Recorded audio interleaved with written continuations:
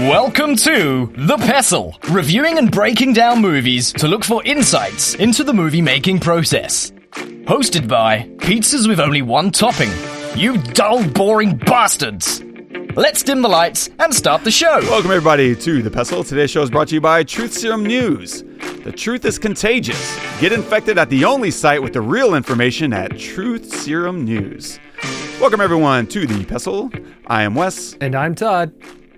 And we're filmmakers. We make things, and then we like to go and see how other people make their things and compare notes to some degree or another. I really enjoy the learning process, and every time I watch a new film and talk about it with you, I always feel a little bit more confident in the things that we do and the things that we're working on, because it would be fun one day, to cover our own film, or at least have a really fun conversation about it. We do actually get a lot of emails from other filmmakers saying, hey, would you like to have us on to talk about our film?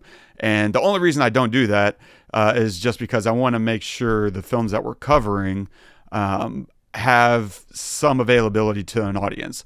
I don't want to go to our users and say, hey, this film you never heard of, and you need to watch it and pay whatever, $10 for it.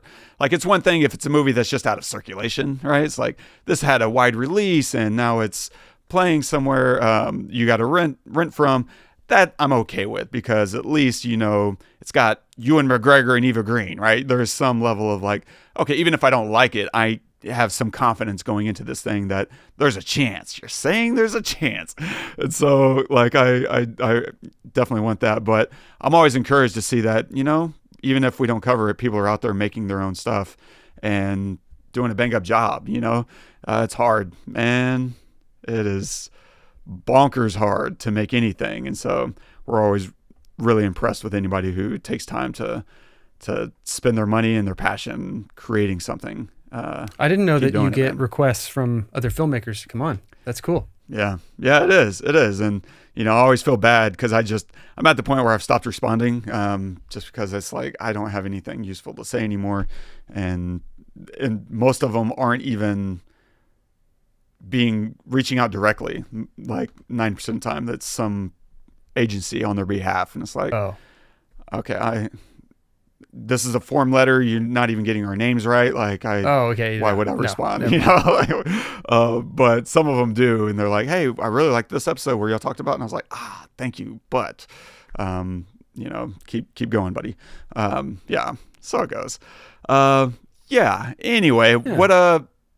Let's just dive right in. What are we going to cover today, man? Today we're covering Stardust. If you haven't seen this film, pause it, because we're going to spoil a bunch of stuff. I think it's streaming on Paramount right now. So if you have an account there, you can just go watch it there. For sure. We'll dive into a handful of things. We'll look at cinematography. We'll talk about polished camera moves, and we'll dive into some story and writing, talk about fairytale rules, character wants, love, and other such stuff and things and stuff. And a quick synopsis of the film. In a countryside town bordering on a magical land, a young man makes a promise to his beloved that he'll retrieve a fallen star by venturing into the magical realm. It's directed by Matthew Vaughn, screenplay by Jane Goldman and Matthew Vaughn, based on the novel by Neil Gaiman, cinematography by Ben Davis. It's featuring Charlie Cox as Tristan, Claire Danes as Yvaine, the fallen star, Sienna Miller as Victoria, Mark Strong as Septimus, Robert De Niro as Captain Shakespeare, and Michelle Pfeiffer as Lamia the Witch.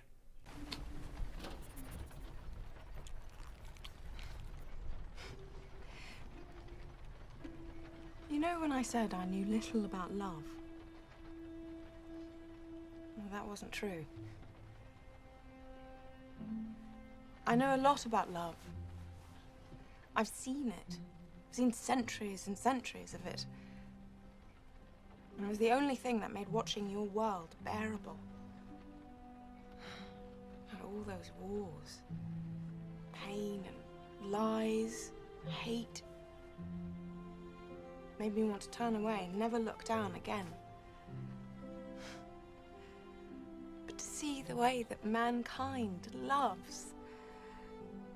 I mean, you could search to the furthest reaches of the universe and never find anything more beautiful.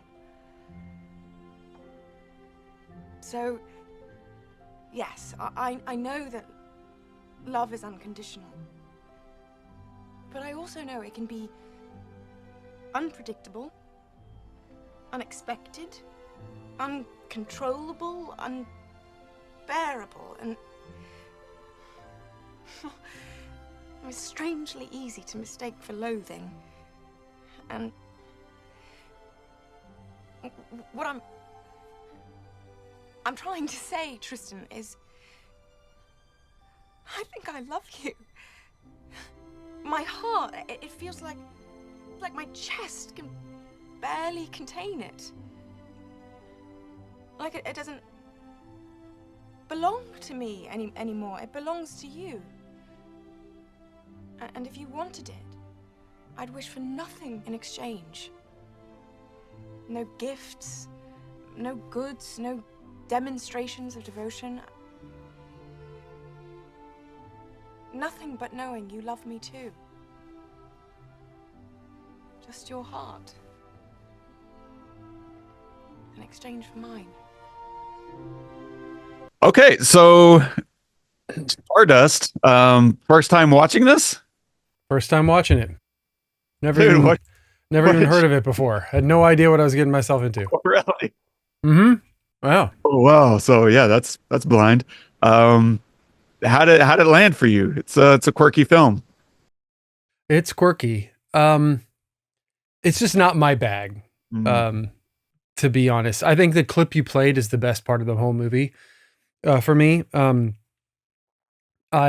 mean, I adore Claire Danes. Ever since Romeo and Juliet, I just every time she's on screen, I can't help but watch what she does, and I believe it too. Her accent is perfect in this film. I mean, it has to be, and to deliver lines like what you showed, and make you believe it is really incredible. Yeah, I don't want to overlook like that, because she's absolutely fantastic and I love her. It's just not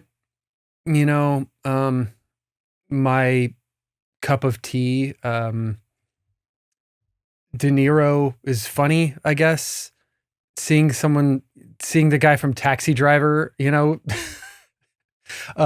that light is interesting. Michelle Pfeiffer is great. She's beautiful in this film, and she's also vicious. And I think that's awesome. I think the idea is really cool. I wish I had read the book. Honestly, I feel like this would make a great book. Obviously, it's Neil Gaiman, so it's probably a great book, because he's an excellent writer. I just sometimes in films like this, things just happen, right? And that's kind of the point, right? I get it, but I like the idea of I don't know, knowing purpose behind everything, I guess. And sometimes I like that and sometimes I don't. And I guess right now I'm at this stage when I'm watching films of like being, wanting that, so when I saw that it was like, kind of science fiction, it's not really science fiction. It's just,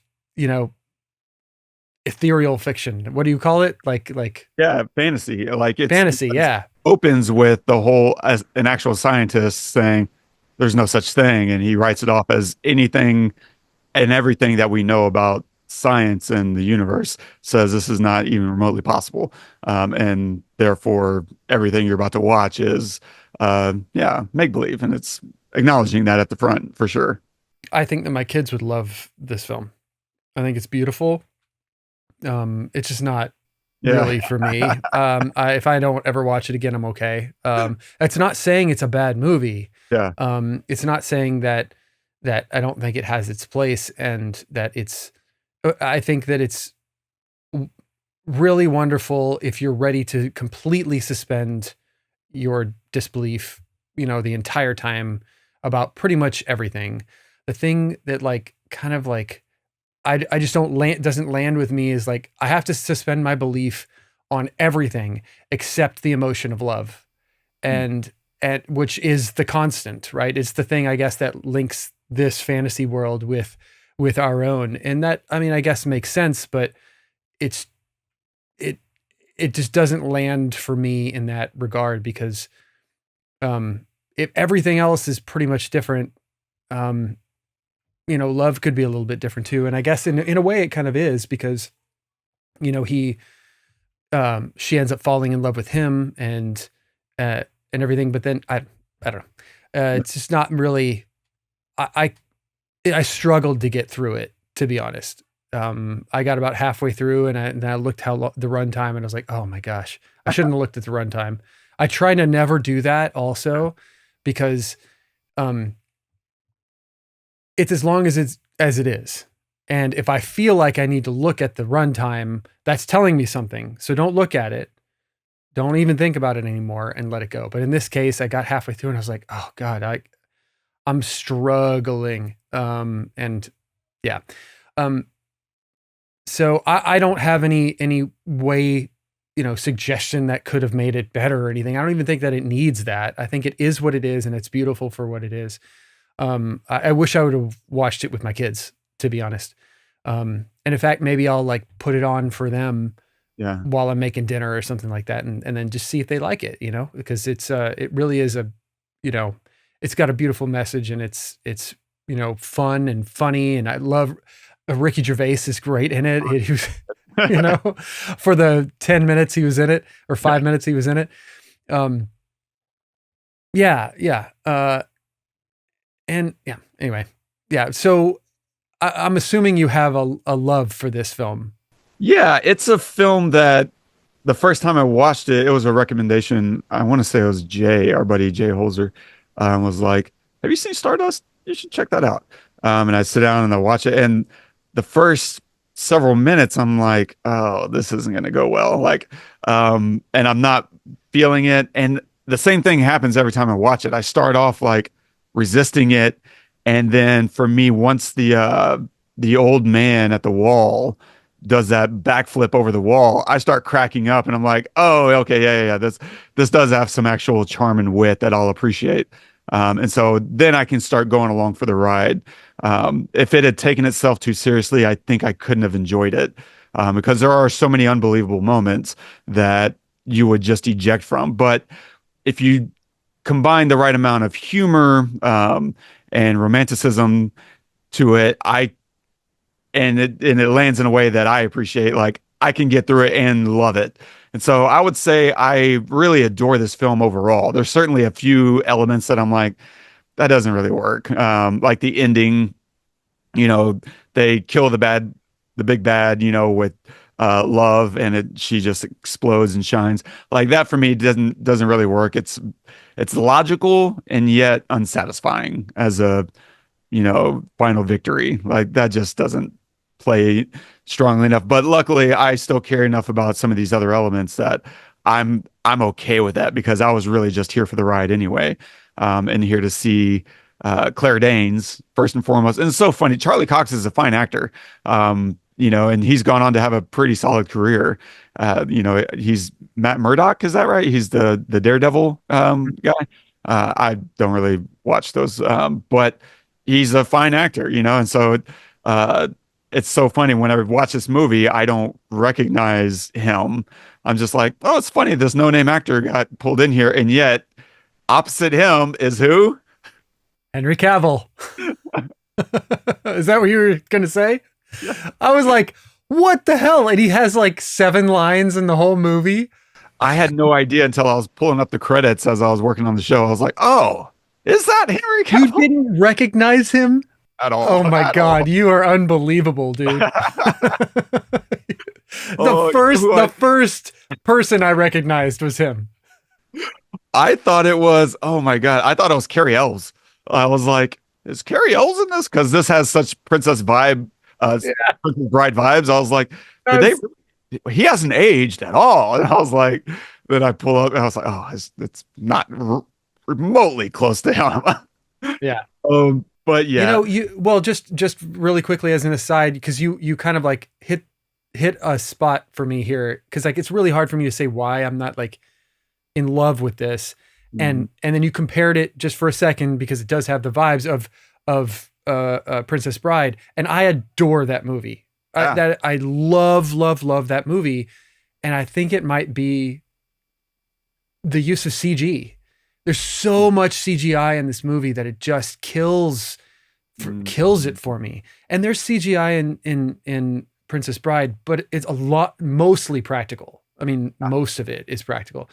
And the CGI that's necessary is just, to get you from one place to another, like when he's climbing the wall, that kind of stuff. And in this movie, it's just everything feels like CGI, and it just it was hard for me to stay in it because of that. So anyway, just as an aside. That makes sense. It's always a fine line to ride. I think for me, it played just because this movie isn't taking itself overly seriously. And so I don't mind seeing, some cheesy glow effects on Claire Danes. That doesn't rub me the wrong way, because I'm like, the other difference talking about Princess Bride is the delivery of the comedy. This is so much more theatric. Like, Princess Bride has some theatricality to it, but they really reserve it. They pull it back a lot. This is one step away from stage. Like, they're so big, and that takes a lot of energy, and they're playing the comedy a lot more obvious. And that is very tricky, because I really don't like comedy. And so that's not the element that I'm really gravitating towards, with a few exceptions. Like, I love Robert De Niro in this. I think he's hilarious. He gets me every time. Like, I start laughing because his delivery, he doesn't do that many comedies, or at least he doesn't do comedies that I watch.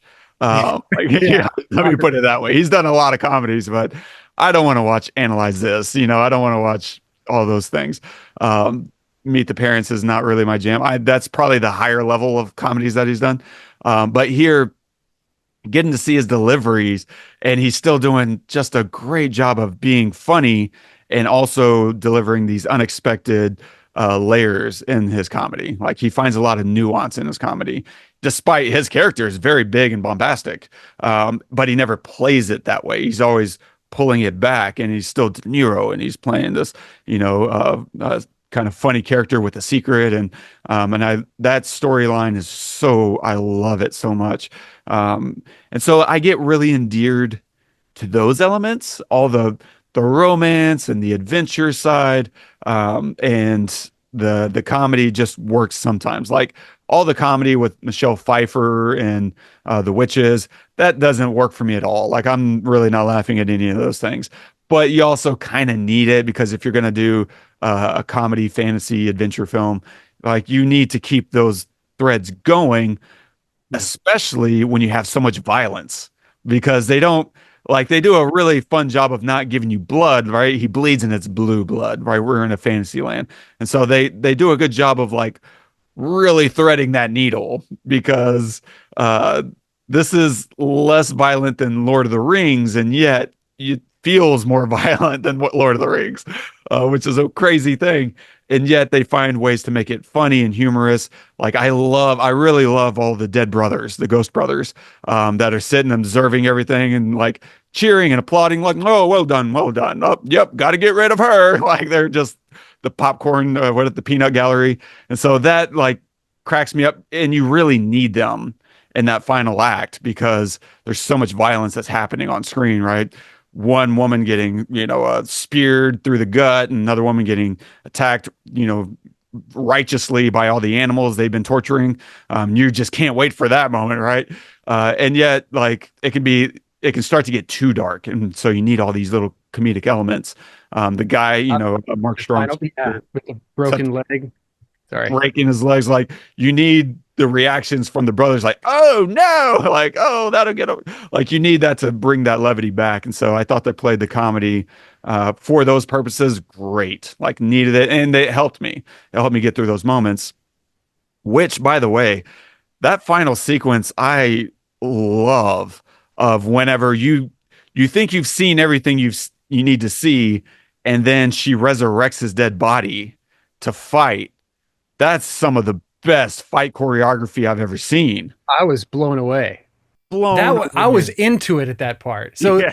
it's not like I don't like fantasy. I love fantasy, but like, give me something more than just like a journey where two people I know are going to fall in love. Like it was obvious for me. But then at the end, I totally did not expect that at all. And it was so wonderful. Like, who is the actor who is doing that? Good point, because maybe that wasn't actually Mark Strong. I'm sure in some moments, but I wonder if he did have a stunt double come in, because it's so there had to be wire work involved. He's so relaxed throughout his body, and to get your arms to suddenly do all this stuff, the rehearsals on that must have been like forever, right? They're still rehearsing to this day. Yeah. Like, it's amazing. It looks so perfect to have this corpse like fighting. Every time I watch it, I'm just like my jaw drops. And so I thought that was brilliant writing and execution on all levels. And so the comedy is just, for me, where it works is mostly through like Ricky Gervais is a comedic genius. And then whenever they're actually pulling back is whenever it's funniest to me. Like, because De Niro, I think, is pulling back on the comedy, and it's making it that much funnier. And that's what they do in Princess Bride. Like, there's a few moments that they have big comedy, but by and large, I feel like for what they're doing in that movie, I feel like they are reserving a lot. Like, all the main action guys. You have Wallace Shawn, who's big, but he's also a little guy, so it plays really funny. And here, it doesn't matter. Like, everyone's going big unless the actor just decides they're not going to go big. And magically, those moments are the best. I think the other thing I really like is just how packed it is. Every time you enter a fantasy world, or even really genre films in general, you're always like, okay, what are our rules? And this does such a fantastic job of filling you in as you need to know them, and doing it in a way that you never feel cheated.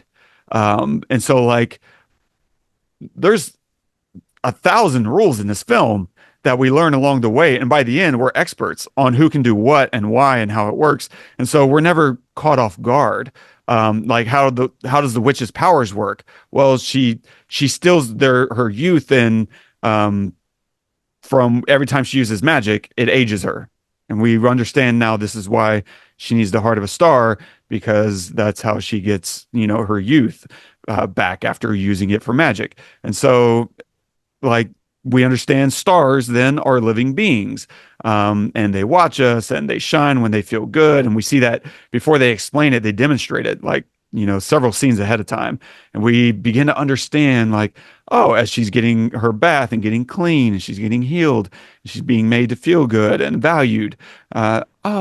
She's shining brightly. We can just watch the scene unfold and understand this is why she's doing it. This is why the witch is doing it, because she's shining brighter. We just instinctively understand that it makes her more valuable to the witch the more she's shining.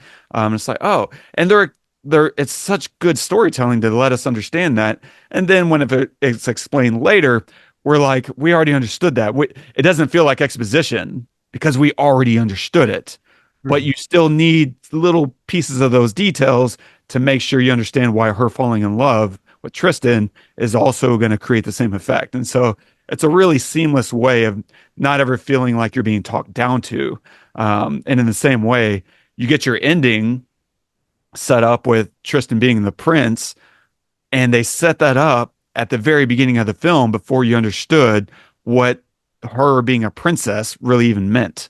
The woman who's trapped by that witch. And so I feel like it's just a really delicately handled, like, expository moments that you're being cued in all the time without really feeling talked down to. Like, so many movies just talk down to you the whole time, and you're just like, yawn, I get it, like, this is so boring. But whenever you're engaged with it, and then, like, the things just seem obvious in hindsight, that's a great user experience, to put it in UX terms. Yeah. And I like my favorite moment, the exposition, I guess, moment. It's not really even exposition. It kind of is, but it, like, solves a lot of things. When he takes her hair to his beloved, I guess, forgot her name. Victoria. Yeah, Victoria. He takes her hair, and then it's like sand or rocks or something, and then he realizes, oh, she can't come into the real world. It does so many things. One, it closes the whole loop between him and Victoria, right? Because he tells her, you know, like, you can have him or whatever. So he ends that. Two, she's the one that informs him of this problem, and then he realizes it. And three, we get the closure of him with what's her boyfriend that she likes, or the Henry Cavill guy? Yeah, Humphrey. Him with Humphrey, you know, where he shows Humphrey, I know how to use a sword now, a-hole. And Humphrey's like, oh, whoa. So he like beats Humphrey. He gets the better of the girl, and he learns that the star can't come into his world. And so now we have this stressful moment of him running to the wall to stop her. And that moment for me was like very stressful. I was like, get there. And then he's not the one that gets there. It's his mother who gets there and saves her. And that's a really cool, it upends everything, because the editing in that moment was so beautiful. I'm thinking he's going to get there, but then she's getting closer to the wall and he's still in the woods. And I know there's a field between the woods and the wall. And I'm thinking, he's not there in time. He's not going to get there. And obviously I know she wasn't going to go over the wall, because that's a shitty end to the movie. But you have no idea how, right? Exactly. So how is this going to happen? And then of course, you know, she comes and saves her. And I thought that was so well done.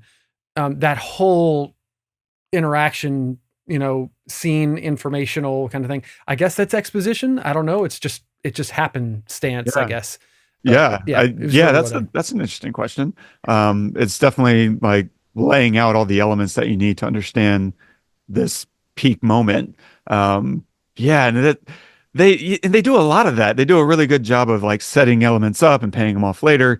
For me, it's really impressive to watch this story that's this big and this many characters, and I never felt lost about who is who is doing what. And I think one of the things that really helps is that every character in this movie, and this is a classic staple storytelling mechanism, that if you want to get 101 about screenwriting, characters who want things.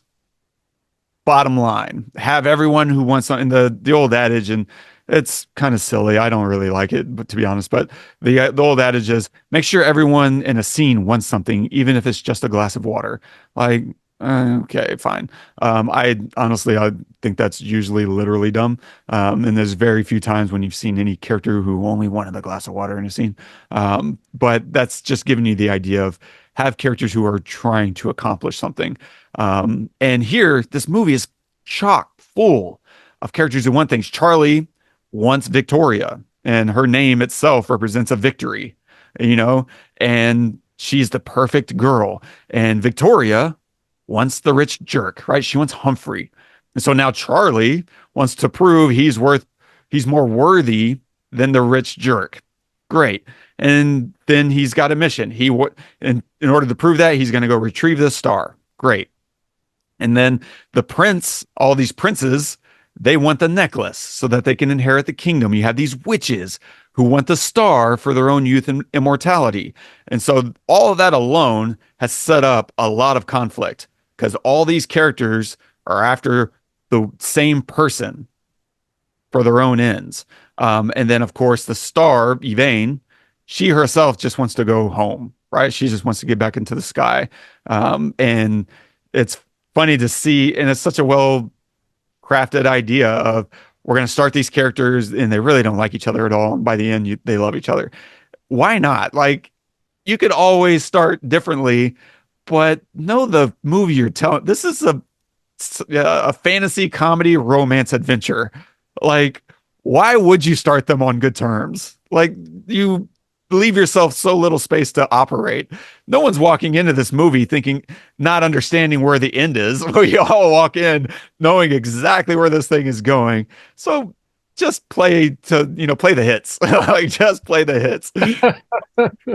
You know, if you go to a Rolling Stones concert and they don't play Satisfaction, are you going to be happy?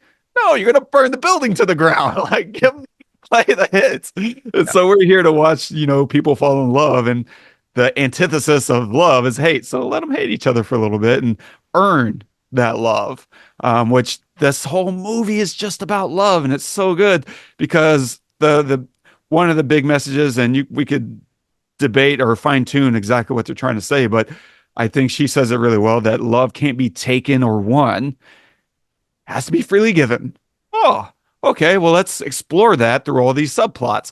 And this is another case in point of how every subplot in this movie is exploring some of these fundamental aspects of love, right? Tristan is trying to steal Victoria's heart. She doesn't even want to give it to him. And so he's going to go prove his worth. He's going to earn her love. These witches want to steal the star's heart, right? And then you have the star, Yvaine. She wants to give her heart to Tristan in exchange for his. Oh, that's interesting. The love of the captain. Oh, what a beautiful story. This idea that we fear that our love, who we are, won't be accepted. This is what Tristan's dealing with too. This is why he feels that he has to prove his love, is because he doesn't inherently think he's worth it. And so we're seeing that whole idea reflected in Captain Shakespeare, right? Hiding himself from his crew, who always knew who he was and still loved him. What's the message there? He has to love himself first. Mm-hmm. And then other people can love him the way he deserves. That they're trying to. Tristan needs to love himself first. And then Yvaine can accept her love. What a beautiful echo throughout all these other things, because then you get to the end of the film when he's earned her love, Victoria's love, and he doesn't want it anymore. But now she wants it. Now that he's become this other thing worthy of her love, and she is no longer worthy of his love. Mm-hmm. Therefore, she ends up with this guy, Humphrey, and it's such a great 3-second moment that they give you at the end of the film that she's now in a relationship that she doesn't want. And actually, he is too, because who he actually is, he's been hiding this whole time as well, because he takes a glance at Captain Shakespeare and he's like, oh, who's that guy? Like, he's actually secretly gay. I didn't catch that. Yeah. And so he's starting to wrestle. We get this idea that he's wrestling with the same things that, Captain Shakespeare was wrestling with, and hiding it, in plain sight, and through this machismo.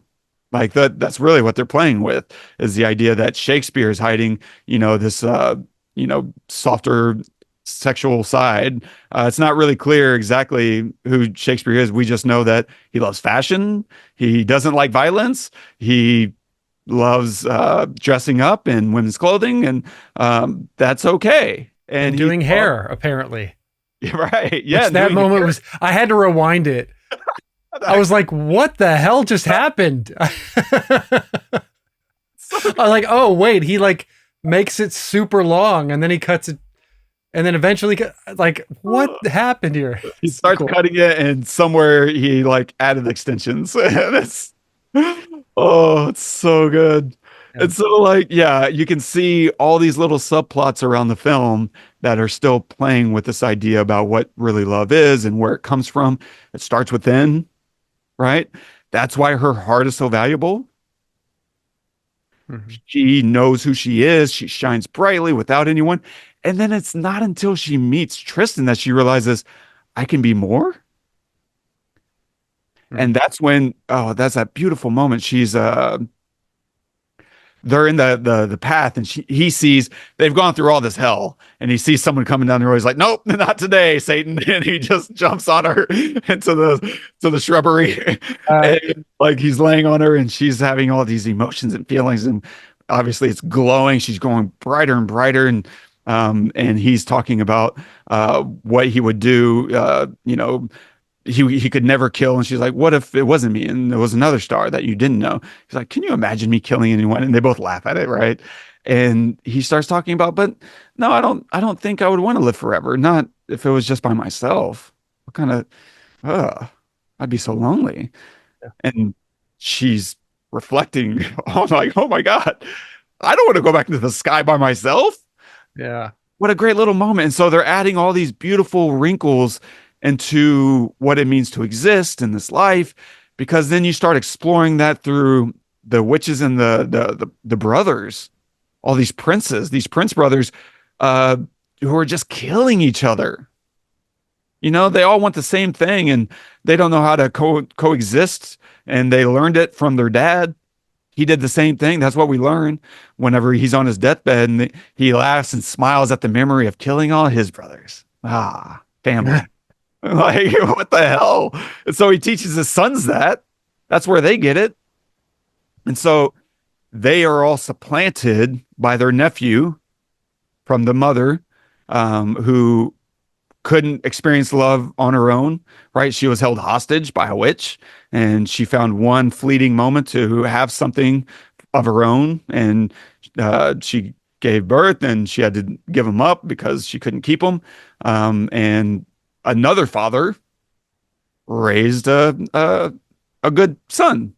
Mm-hmm. This new son goes and supplants this other father's, seed. And so this is a really wonderful look at what you might call toxic masculinity and upending that with something more positive and allowing a different kind of love, a nonviolent kind of love. And that's where I don't like it. It's not a very, satisfying end to an adventure to see how love conquers all, right? That's what's happening there, is love is conquering all, killing the witch, and the witch who manipulates her sisters. And so we have men and we have women who are still both participating in this very toxic version of love. And she manipulates her sisters and celebrates their deaths because it leaves more for her, right? And the only way to destroy all of that through love. And so it's really nice. And there's another very subtle, I think, moment of what this costs, because at the beginning of the film, Dunstan, goes and slips into the portal and goes into the Magic Kingdom, and he was starting to barter. He's like, "How much for this flower?" And she's like, "Well, that may cost you your hair color, or it may cost you all your memories before you were 3." And what she's saying is the things that we buy in life are purchased with our life. There is no exchange that you can make that doesn't cost you some part of your life. And I think that even goes for love. And that's the exchange that's ultimately made between Tristan and Yvaine, is what she says, "I'll exchange my heart for your heart." That's what she says in that clip. And that's what love costs you if you want it. You do have to give your own heart, your own life up. That's the price of having and experiencing love in this life. And so it's a really subtle, nice touch to propel this whole story forward and to give some rightness to the ending. Because of course you get the first frame, last frame of this whole movie, right? Is the single star in the sky, and then it ends with 2 stars in the sky. And they're all eternity spending life together. And what's also interesting is you could also say the very first frame is actually the Paramount logo, stars falling out of the sky, which is a really fun, interesting way to think about, the first frame is, it actually begins with the production itself. And so that's kind of cool. That's right. That's cool. Yeah. And so I don't know, for me, there's so much to love, and I do watch this and I roll my eyes at a lot of moments of the humor that I don't like, but because I love so much the conversation that's going on between love and toxic, sibling rivalry and what it means to exist and get the things that you want in life. Yeah, it plays well in that category enough for me that I still love it. And I think it's a really good movie for kids. They'll probably watch it and they'll laugh at the silly jokes and appreciate the ending without holding it against it, I think.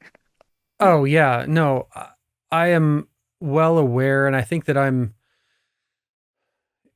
like we have friends like Matt and Scott who are just into stuff like this, and they like see all these nuances like you do, and they love all this stuff. And I have just never been that right? It's just never done it for me. Now I can see the beauty in it, and I can see the necessity of it for sure. And I love having conversations like this because you're right. Everything you just said is right, and that's beautiful. And it just doesn't resonate with me, but it doesn't mean that it's not great, And probably, like, My Neighbor Totoro and stuff. Like I never saw any of that until they introduced me to it, and now I love it. When I first watched it, I was like, I don't know, man. I don't know if I can get into this. But then, it's like one of those things.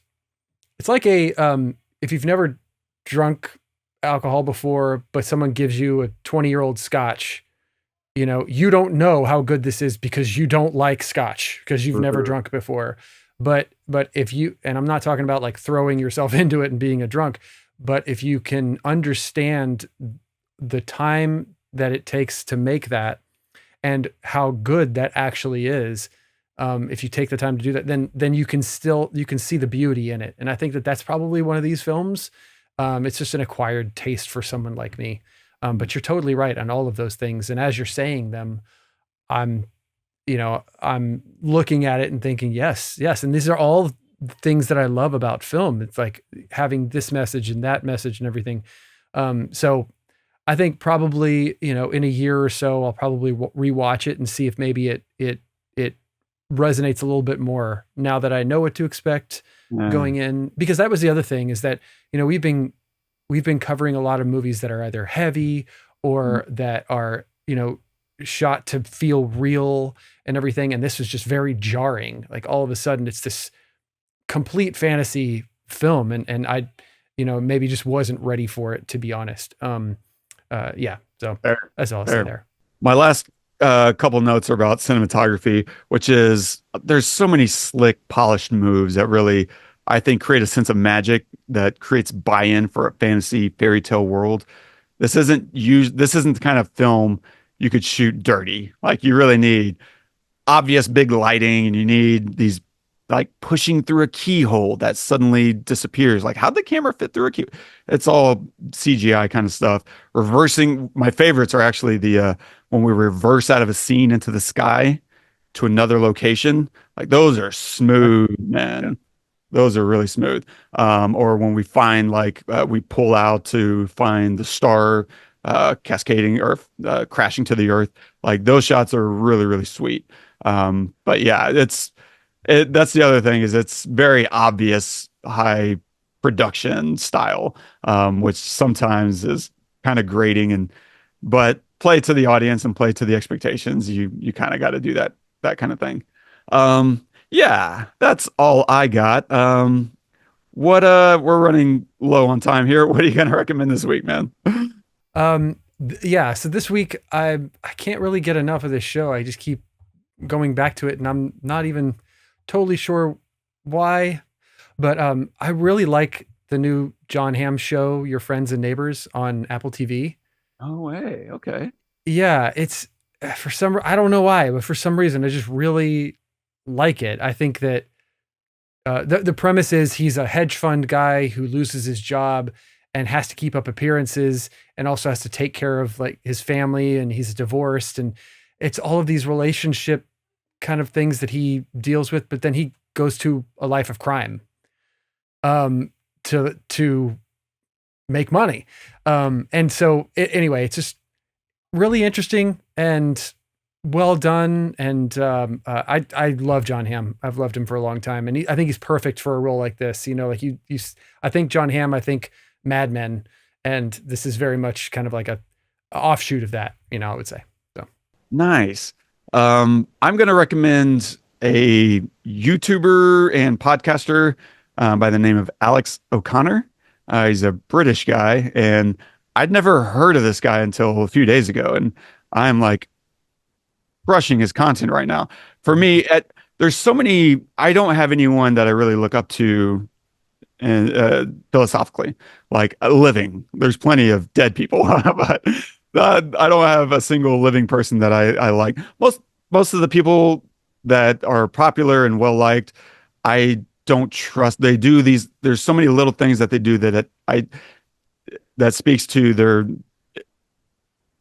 untrustworthiness for me. So like people like, I hate, naming too many people here, but like a Jordan Peterson or a Ben Shapiro or even someone like a Robert Reich, like so many of these people will do a poor job of expressing someone else's opinion. Like they straw man other people's opinions, or if you're trying to get into a conversation with them, they'll kind of shred you and not talk over you and make it about them instead of saying yes and even some of the time it's like they'll take your question that was a good question and then tell you why you actually made a really good point you didn't know about. Let me tell you what you actually said, and this is going to blow your mind because you're too stupid to understand the thing that you said. Like it's this attitude of I am so much further above everyone. That's Jordan for me. Yeah, totally agree. Yeah, and it's just exhausting. And he in particular seems like such a miserable human that I don't know why anyone would want to take advice from someone who looks so absolutely miserable in life. I'm like, okay, but if you like them, that's fine. Like I'm sure you're getting some value out of it. For me, it's just when I see people, all these red flags go up with how they carry out debates and discussions and how they speak of other. And so anyway, running into Alex O'Connor was a real breath of fresh air because whenever he's having a conversation, he's so sincere and trying to understand someone else's point of view. And even whenever he disagrees, even when he has them dead to rights, he's still so generous with how he talks to them, with how he listens to them, how he lets them interrupt him like constantly. He lets them just babble on with nonsense, and doesn't challenge them on those terms. He really sticks to, he lets them bob and weave all over the place and like, okay, we're moving away from the question that I just leveled you with and we'll go over here. Okay. And for me, like, I don't care if I agree or disagree with you. Like I listen to plenty of people I don't agree with, and there's plenty of people I do agree with that I stop listening to because I did not care for how they conduct their interrogations of the facts of ideas. Like you can interrogate an idea without actually interrogating someone. Like it's a methodology, it's a mindset, and finding someone that really shares this compassionate view and he's so sincere in his efforts to understand other people and other ideologies. It's really warming for me as someone who really loves exploring ideas. And there's very little in life that I have my heart set on as far as like in black and white fact. It's like I'm open. I've certainly got a pretty core set of beliefs I've figured out over time and over upending my own beliefs time and time again. If you do that enough, hopefully you land on something that's solid ground. But even that, I don't hold precious. Nothing's too precious for me to change my mind on. And I just love how he goes about exploring the world. And so he's mostly dealing with religion and atheism, which is fine, but he's open to having all these other conversations. And so, yeah, I think fine. And hopefully, I mean, he's so young, he's like 25 now. And so hopefully he maintains that. Like I know in my early 20s, I was a massive wad. Whenever I would run into someone that didn't have a strong command of, facts and figures and all that, I would run them into the ground, and I could be such a prick. And it's so nice to see someone in that phase of life who's not, and so hopefully he maintains that as wherever he's going, who knows, but I'm really excited to, keep him in mind as someone who's worth listening to and considering. Even if you don't agree with him, it's nice to be challenged by someone who's not an asshole about it. And who's really smart. I've been following him for a while. He's brilliant. He's brilliant. Like because I have, Michael Hutchins, I've followed him and stuff, but he's very abrasive and everything. And even though I agree with a lot of what he says, he's just like very aggressive. Yeah. But he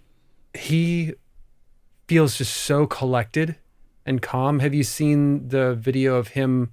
It's the one atheist versus 20 Christians. That's where I found him. That was cool. Someone randomly linked a similar one. It was like a doctor versus anti-vaxxers, and then the next recommendation was for that guy, and I was like, that sounds fun to me. Let's see that go down. And I just find it interesting that his his reason for is like choice. We're going off topic, but his choice for atheism is because of animal suffering. It has nothing to do with humans. I mean, it does, but his case for it is because of animal suffering. Like what good can come from it. And it's just an interesting perspective that I never saw before. Like, oh, I never thought of that. Okay, let's think about it for a second. Oh, interesting. Yeah, great suggestion there, man. Takes a really interesting approach. And for me, like when I was a Christian, I really did study for years. I read the Bible multiple times all the way through. And yet this dude knows way more than I ever did. Like I'm embarrassed. Like he's even got a degree, a seminary degree. He went and like really, he studied his ass off. Like he got a degree in it. It's mind blowing, and it's so cool. So yeah, Alex O'Connor, worth a perusal at a minimum, I think. And so I'll link some of that stuff in the show notes. But to your point, like I think even this movie explores animal suffering as a method of, is this a good way to go about living, to extract from someone else's pain, to enhance your own life? It's a worthy question. It's always a worthy question. And I have no problem exploring those thoughts and concepts in day-to-day life for sure. And so he does a wonderful job of, discussing and thinking about those things. Yeah. Anyway, if you're enjoying, stay tuned for next week. So we haven't really settled, like someone recommended Conclave, but I was like, I don't know if you want to get into Catholicism, and like that felt like maybe a ship too far. But if there's something else in here that you're into, I mean, there's so much. There Will Be Blood. Yeah, I figured that. I've been holding that one back. I was like, as soon as Todd sees that one, he's going for it. Freaking, yeah. I'm done now. Okay, so we'll take a look at There Will Be Blood. Stay tuned for next week. We're going to take a look at There Will Be Blood. And if you're enjoying the show, don't forget, subscribe, leave us a note, or drop us a review. And if there's something you want us to talk about, kind of things you find interesting, or if you just want to leave a comment on this episode, you can do that at thepestlepodcast.com/Stardust. And our quote of the day is from the great Shakespeare, from Romeo and Juliet. My bounty is as boundless as the sea, my love as deep. The more I give to thee, the more I have, for both are infinite.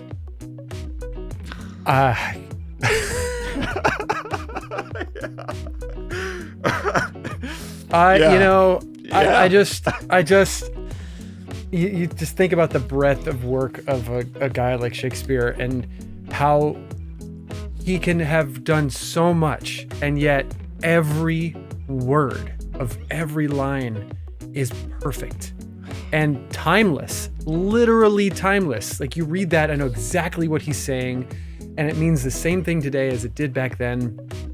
But it's also saying it in a way that I'd never heard before. And I've heard that line before multiple times. Right. And yet I read it again and I'm like, I've never heard that before. It just feels that way. Absolutely incredible. And it's such a brilliant observation about love. You can never give it all away. And the more you do, the more you have. Oh. Incredible. Great way to end it. Yeah.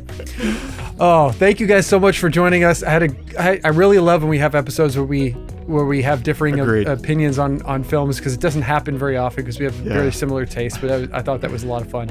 Thank you guys for joining. If there's a film you'd like to hear us talk about or pick apart, please let us know. Maybe one day we'll do it. Please subscribe, review the podcast wherever you get your podcasts, and share us with a friend, because it all really helps. Until next time, I'm Todd. I'm Wes. Go watch some movies. Got through it. Like I'm so hungover, and this was like brutal.